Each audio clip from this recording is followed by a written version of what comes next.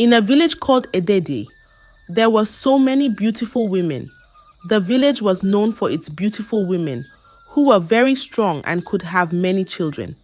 Everyone who lived there was proud of this. People from faraway places would come just to see these women and marry them. Among all the girls in Edede, there was one named Kambili. Kambili was not just beautiful, she was the most beautiful girl in the whole village. Everyone who saw her said, "Wow, look at Kambili, she's so pretty." Kambili lived with her parents and her brother, Abasi. They were a small family, just the four of them. But they were very happy. Their parents loved them very much. They always made sure Kambili and Abasi had everything they needed. The village people would often say, "Kambili is such a good girl. She helps her mother at home, and she is kind to everyone." Kambili's beauty wasn't just on the outside. She was also beautiful on the inside. Everyone in Edede loved Kambili and her family. They were known for being kind and generous. And life in Edede was simple and peaceful. The sun always shined brightly. The birds sang sweet songs, and the trees were full of fruits. Kambili and her family enjoyed every moment together, and they were happy in their little village. One day, something very sad happened in the village of Edede. Kambili and Abasi's parents, who loved them so much, passed away. It was a very sad time for Kambili and Abasi. They were still young and didn't know what to do without their parents. The house that was once filled with laughter became quiet. The joy in their hearts was replaced with sadness. Kambili and Abasi had to be strong. They didn't have anyone else to take care of them, so they decided to take care of each other. Every day, they would work hard. Kambili would go to the market to sell fruits and vegetables, and Abasi would help the farmers in the farms. They did everything they could to make sure they had food to eat and clothes to wear. Even though life was now harder without their parents, Kambili and Abasi grew even closer. They shared everything, from their food to their worries. They would sit under the big tree at the end of the day, talking about their dreams and how they would make their parents proud. As the years passed, Kambili grew older. She was no longer the little girl who played in the fields with Abasi. Now she was a young woman, and in the village of Edede, young women were expected to marry. Most of the girls in the village got married when they were 18, but Kambili was already 25, and she still hadn't married anyone. Her relatives began to worry. They would come to her house and say, "Kambili, you are getting older. All the girls your age are married with children. Why haven't you found a husband yet?" Kambili would smile politely and say, "I want to choose the right man. I'm not in a hurry." But the pressure kept growing. Her relatives wouldn't stop reminding her that she needed to get married. They would whisper behind her back, "Why is Kambili still single? She's so beautiful. What is she waiting for?" Even the villagers began to talk. They would see Kambili in the market and say, "Kambili, when will we hear the sound of wedding drums for you?" Kambili felt the pressure, but she didn't want to rush into marriage.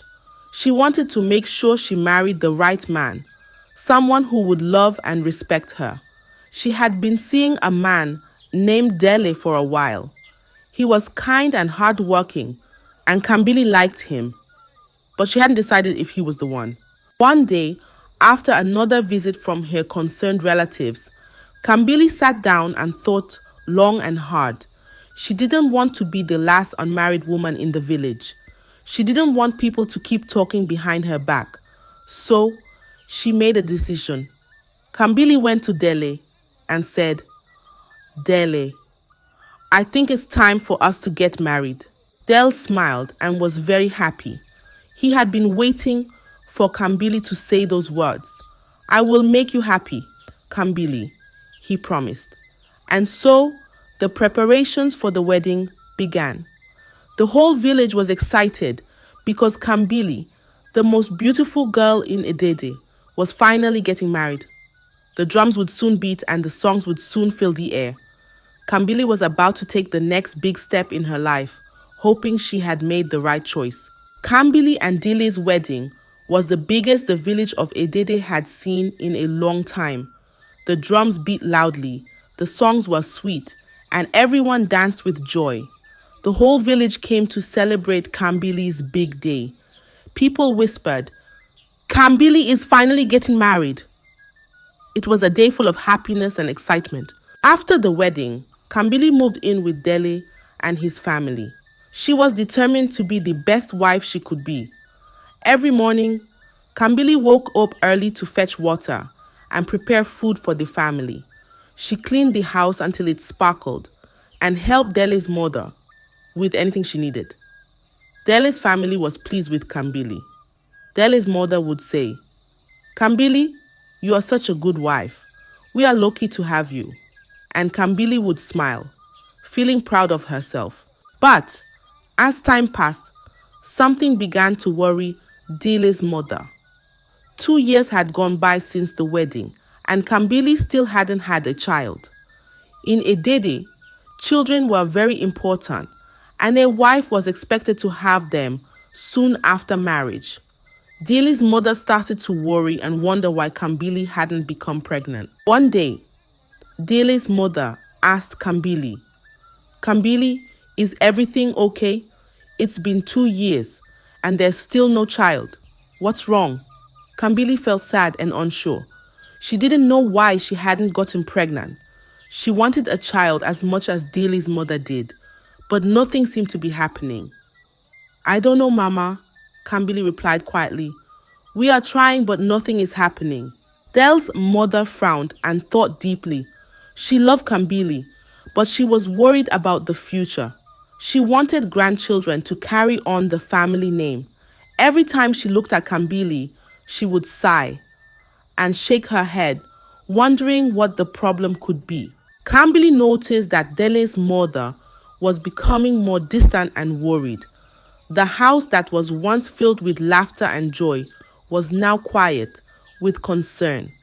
Kambili continued to do all her chores and help around the house, but inside, she felt the weight of not being able to give Dele and his family a child. The days turned into weeks and the weeks into months, but still, there was no baby.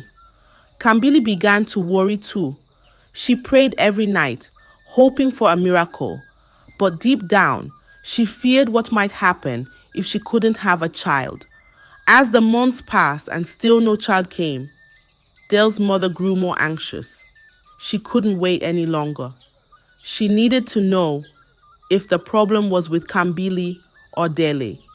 So, she came up with a secret plan. One day when Kambili was away, Dele's mother brought another woman into their home.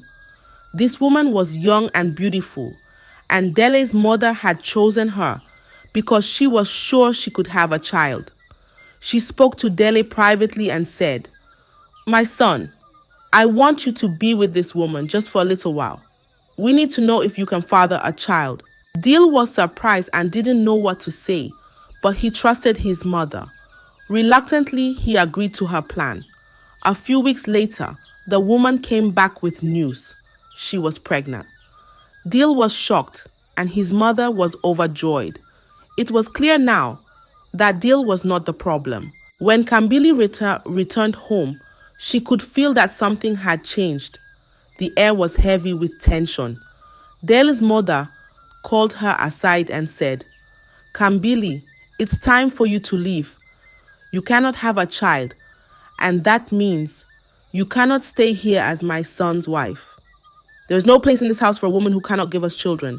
Kambili's heart broke into 1,000 pieces. She felt ashamed and helpless. She had tried her best, but it wasn't enough. With tears in her eyes, Kambili packed her things and left the house that had been her home for the past 2 years. She walked slowly back to her brother Abbasi's house, feeling the weight of shame on her shoulders. The villagers watched her as she passed by, whispering to each other, "Poor Kambili, she couldn't give Dele a child." When Kambili reached Abasi's house, he opened the door and saw his sister standing there, looking lost and broken. Without saying a word, Abasi hugged Kambili tightly. He didn't need to ask what had happened. He could see the pain in her eyes. Kambili stayed with her brother, but she felt like a shadow of her former self. The laughter that once filled her life was gone. She tried to be strong, but the shame of being sent away for not having a child was too much to bear. All she could think about was how she had failed as a wife, and she wondered if she would ever find happiness again. Kambili spent many months at her brother Abasi's house, feeling sad and alone. She thought she would never marry again, but her relatives didn't give up on her. They believed that Kambili wasn't the problem and that she could still have a child. They would visit her and say, "Kambili, you are still young and beautiful. Don't lose hope. You should try to marry again." At first, Kambili didn't want to listen. She was too afraid of being hurt again, but her relatives kept encouraging her, saying, "Maybe Dele wasn't the right one for you. You deserve another chance at happiness." One day, a man from a faraway village came to Edede. His name was Chika, and he was very handsome. He had heard about the beauty and kindness of the women in Edede and decided to come and find a wife. When he saw Kambili, he was captivated by her beauty and gentle nature. Chika approached Kambili and asked her to be his wife. Kambili was hesitant at first, but Chika was kind and patient. He promised to take care of her and make her happy.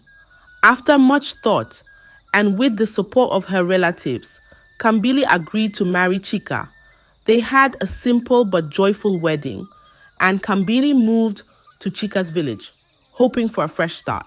In Chika's village, Kambili tried her best to be a good wife, just as she had done before. She helped around the house, cooked delicious meals, and treated Chika's parents with respect. Chika's parents were pleased with her and often said, "Kambili is a wonderful wife. We are lucky to have her in our family." But as the months passed, the same worry began to creep into their home. A year had gone by, and still, there was no child. Chika started to grow anxious. He had come all the way to Edede to find a wife who could give him children, but now it seemed that Kambili could not. One evening, Chika sat down with Kambili and said, "Kambili, it's been a year, and we still don't have a child. I am very worried. I need a family, and without children, our marriage feels empty." Kambili's heart sank. She had feared this moment, and now it was happening again. She didn't know what to say. She tried to hold back her tears as she replied, "Chika, I'm trying my best, but I don't know why this is happening." Chika sighed deeply and said, "I'm sorry, Kambili, but I cannot wait any longer. I need to have children, and if you cannot give them to me, then I must find someone who can." And so, Chika made the difficult decision to send Kambili away. With a heavy heart, Kambili packed her things once again and left the home she had tried so hard to make her own. She returned to her brother Abasi's house, feeling even more broken than before. Back in Edede, Kambili felt like a failure. She had been married twice, and both times she had been sent away because she couldn't have a child. The villagers whispered behind her back, "Poor Kambili, she's been unlucky again." Kambili didn't know what to do. She felt lost and wondered if she would ever find happiness or if she was destined to be alone forever. Kambili was now back in her brother Abasi's house, and her heart was heavy with sorrow. She couldn't understand why she couldn't have a child. Desperation filled her days and nights. She wanted to find a solution, so she began to visit healers from different villages. Each healer she met promised her that she would have a child. But no matter what they did, nothing changed. Kambili felt more lost with each passing day. She prayed, she hoped, but deep down, she was afraid that nothing would work. Then one day, someone told her about a wise old woman who lived in a small hut deep in the forest. People said this woman had special knowledge and could see things others couldn't. Kambili decided to visit her, hoping that this wise woman might have the answers she was searching for. When Kambili arrived at the wise woman's hut, she was greeted by a small, old woman with kind eyes. The woman invited Kambili inside and listened quietly as Kambili poured out her heart. She told the wise woman about her 2 failed marriages, her deep longing for a child, and her growing fear that she would never become a mother. The wise woman nodded slowly, and after a long silence, she spoke in a gentle voice. Kambili, your struggle is not because of anything you have done. Long ago, when you were just a little girl, your parents did something to protect you. Kambili looked at the wise woman confused. What do you mean? She asked. The wise woman continued. Your parents were very worried that because of your beauty, you might fall into trouble and get pregnant before you were married. So, they locked your womb with a powerful spell to keep you safe. They believed they were protecting your future. Kambili's eyes widened in shock. Locked my womb? Is that why I can't have a child? She asked, her voice trembling. The wise woman nodded. Yes, Kambili. The lock on your womb is what has kept you from becoming pregnant, but there is a way to unlock it. Kambili leaned forward, desperate to hear the solution. Tell me, please, what must I do? She begged. The wise woman hesitated for a moment before she spoke again. The lock can only be broken if you sleep with someone who shares your blood. Your parents didn't intend for this, but the spell they used was very strong. The only person who can unlock your womb is your brother, Abasi. Kambili felt her heart stop. My brother, she whispered in disbelief. The idea was shocking, unthinkable. There must be another way, she cried. The wise woman shook her head sadly. I'm afraid there isn't, Kambili. The spell is powerful, and only by sharing blood in this way can the lock be broken. Kambili sat in silence, her mind racing. She couldn't imagine doing such a thing, but the thought of never having a child was too much to bear. She felt trapped, torn between the desire to become a mother and the horror of what she would have to do to make that happen. The wise woman saw the pain in Kambili's eyes and said softly, I know this is difficult, Kambili. You must think carefully before you make any decision, but know that this is the truth. Kambili left the wise woman's hut, her heart heavy with the burden of what she had learned. She didn't know what to do. The path ahead was dark and filled with impossible choices. As she walked back to her brother's house, she knew that her life would never be the same again. Kambili returned home from the wise woman's hut, her mind in turmoil. The thought of sleeping with her brother, Abasi, to unlock her womb was something she couldn't accept. It felt wrong, but the fear of never having a child haunted her. She sought out other healers, hoping for a different solution, but nothing worked. Desperate, Kambili entered 2 more marriages, but each ended the same way. No children, and her husband sent her away. The villagers whispered that Kambili was cursed. The constant gossip weighed heavily on Kambili. She was 35, and her dream of becoming a mother seemed impossible. The wise woman's words echoed in her mind, growing stronger each day. But how could she ask Abasi, her brother and protector, to do such a thing? Kambili struggled with the dilemma, feeling trapped between her desire for a child and the horror of what it would take to achieve it. As time passed, her desperation grew, and she knew she had to make a decision soon, even though it would change her life forever. After many heartbreaks, Kambili had nearly lost hope of finding happiness. Then she met Doku, a wealthy man from the city. Doku, seeking a wife who could give him many children, was drawn to Kambili's beauty and grace, unaware of her struggles. Kambili was flattered by Doku's attention, but fear gnawed at her. She knew he wanted children and she couldn't give him that. Yet, the prospect of marrying a rich man from the city and being admired was too tempting to resist. When Doku proposed, Kambili said yes, hoping that maybe this time would be different. But as the wedding day approached, her fear grew. As the wedding day drew closer, Kambili's fear turned into panic.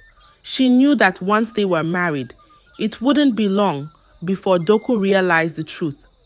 She couldn't bear the thought of being sent away again, of being humiliated in front of the entire village. The wise woman's words haunted her more than ever, and she began to believe that there was only one way to avoid disaster. Kambili made a terrible decision. She decided that on the night of her wedding, before leaving the village with Doku for the city, she would have to sleep with Abasi. It was the only way to break the lock on her womb, the only way to ensure that she could give Doku the children he so desperately wanted. The thought of doing such a thing filled Kambili with shame and dread, but she felt trapped.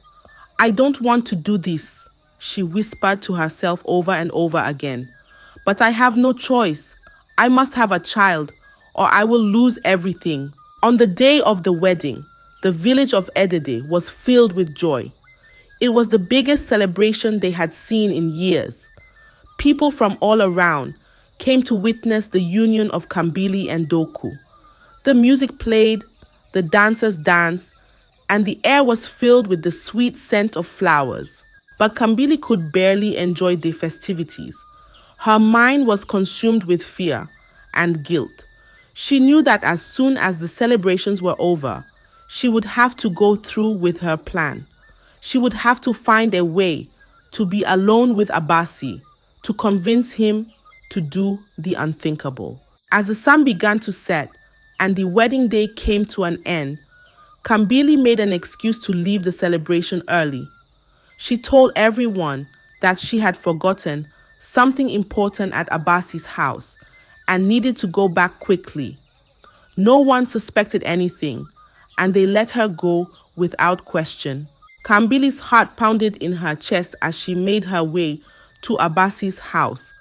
She knew what she was about to do would change everything, but she felt like she had no other choice.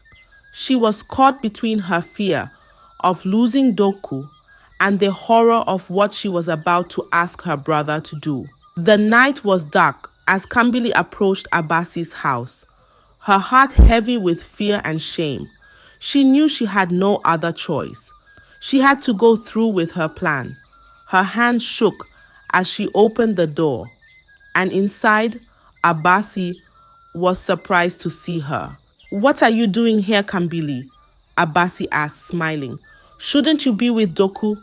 Kambili forced a smile and replied, "I just wanted to say goodbye before I leave with Doku." Abasi, unaware of the turmoil in Kambili's heart, nodded and welcomed her in. They sat together, talking about the old days, but Kambili could barely focus.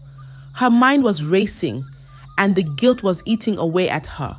She knew she had to act soon, but every moment she hesitated made her feel sicker inside. Finally, Kambili could bear it no longer. She stood up and walked over to Abasi, her hands trembling.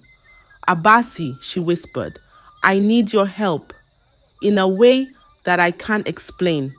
Abasi looked at her, confused. "What do you mean, Kambili?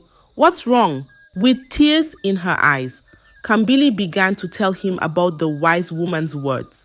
She explained how their parents had locked her womb to protect her, and how the only way to unlock it was to be with someone who shared her blood. Abasi, she pleaded, I know this is wrong, but I'm desperate. If I don't do this, I will never have a child and I will lose everything. Please, I need you to help me. Abasi's face turned pale as he realized what Kambili was asking. He shook his head, backing away from her. Kambili, no, this is wrong. You're my sister. I can't do this. I won't do this. But Kambili was desperate. She reached out to him, trying to convince him, tears streaming down her face. Please, Abasi, you're the only one who can help me. I don't want to do this, but I have no other choice. Please, don't leave me like this. Abasi was horrified. He couldn't believe what he was hearing. Kambili, stop. I can't. This is wrong. And you know it. I love you, but not like this. Please don't make me do this.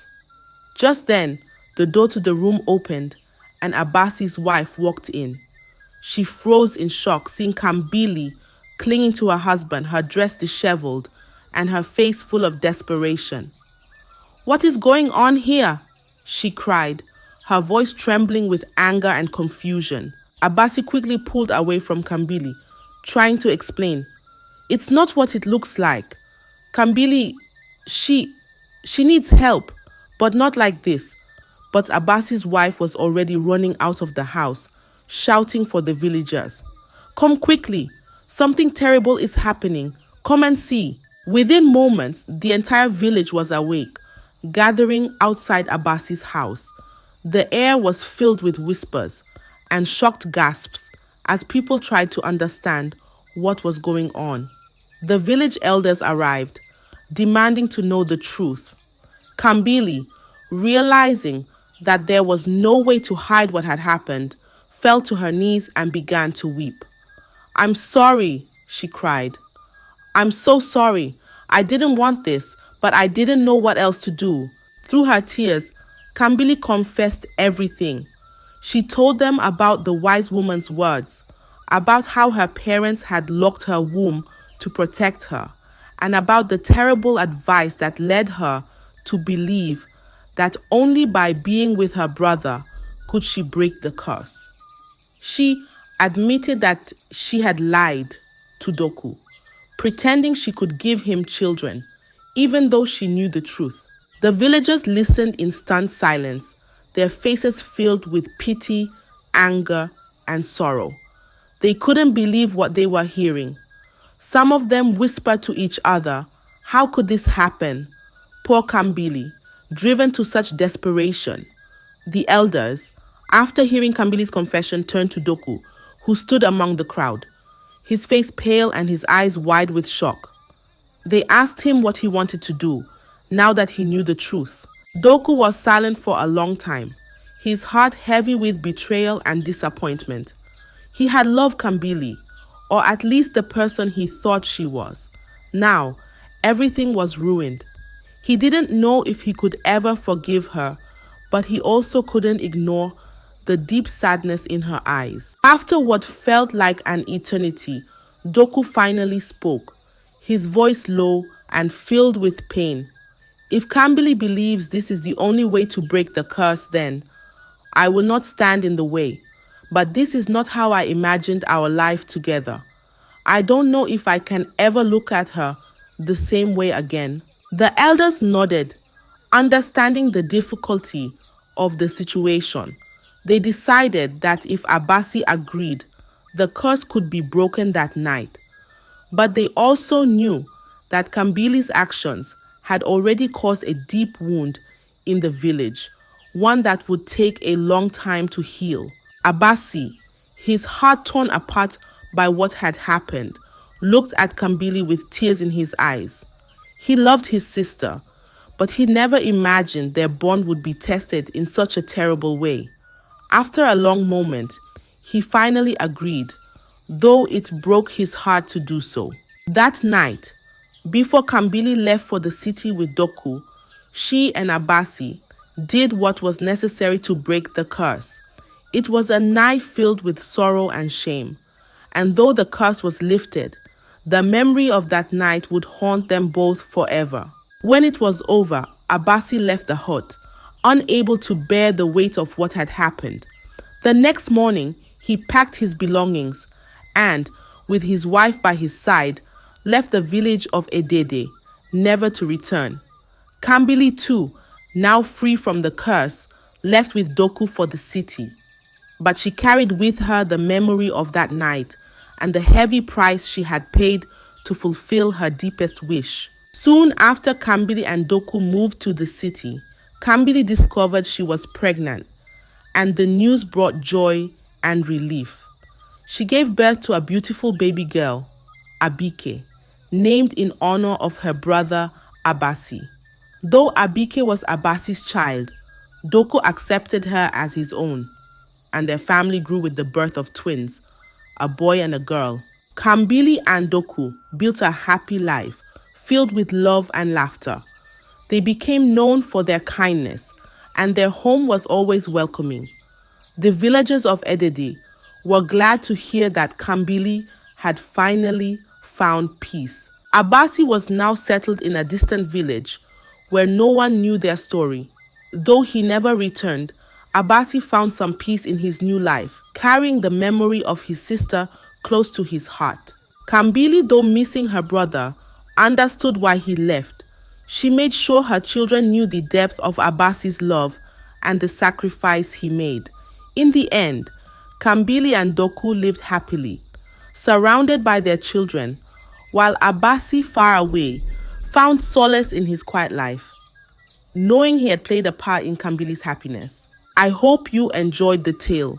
If so, please like the video, share it with your family and friends, comment on it, and don't forget to subscribe to the channel and turn on the notification bell for more enchanting tales like this one. Goodbye.